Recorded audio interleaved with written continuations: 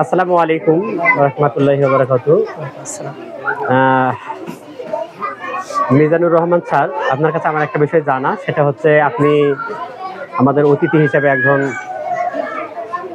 আব্দুর রহমান মাল্টিমিডিয়াতে এসেছেন। আপনি এই আজকের যে পরিবেশ বা আপনি 2-1 দিন আগে থেকে যতটুকু দেখছেন আপনার একটু অনুভূতি প্রকাশ করবেন।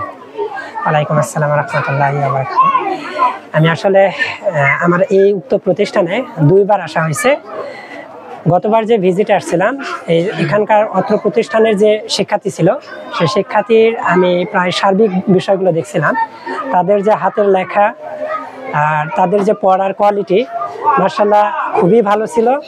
আর তাদের লেখাটা দেখে আমি খুবই মুগ্ধ, কারণ হচ্ছে এরকম লেখা মোটামুটি আমি অন্যান্য প্রতিষ্ঠানে গেছি, কোথাও পাইনি। তো এটার জন্য আমি আপনাকে বিশেষ করে ধন্যবাদ দেব প্রতিষ্ঠান প্রধান হিসেবে। আর দ্বিতীয় যে বিষয়টা হচ্ছে, প্রত্যন্ত এলাকায় এরকম প্রতিষ্ঠান আসলে আদৌ গড়ে তোলা খুবই কঠিন বিষয়।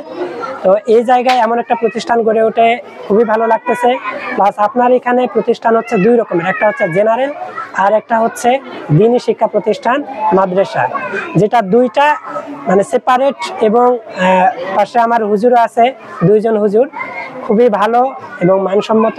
আলহামদুলিল্লাহ, দ্বীনি যে প্রচারটা আছে এটা অন্যান্য প্রতিষ্ঠান থেকে পৃথক। আপনার প্রতিষ্ঠানের কোয়ালিটি, পড়াশোনার গুণমান মান এবং সাথে হচ্ছে আপনার যে প্রত্যন্ত অঞ্চলে যে এতটা তাদের ফ্যাসিলিটিস স্টুডেন্টদের, এটা আসলে অন্যান্য অনেক বড় প্রতিষ্ঠানও পারে না।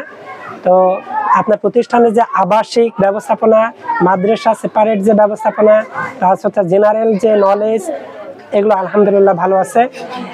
আমি আশাবাদী এই অত্র এলাকা অর্থাৎ শালিকাদহ, ঘোড়াঘাট, দিনাজপুর এই এলাকার সার্বিক যে অভিভাবক সচেতন মহল আছে, আপনাদের বাচ্চাগুলোকে এখানে দিবেন। আমি আশাবাদী যে প্রতিষ্ঠানটা আপনারাও কিছু দিবেন, আপনাদেরকেও প্রতিষ্ঠান প্রধান হিসাবে আলামিন স্যার সহ অন্যান্য সহকারী টিচাররা আপনাদের বাচ্চাদের আদর্শ হিসেবে গড়ে তুলবে।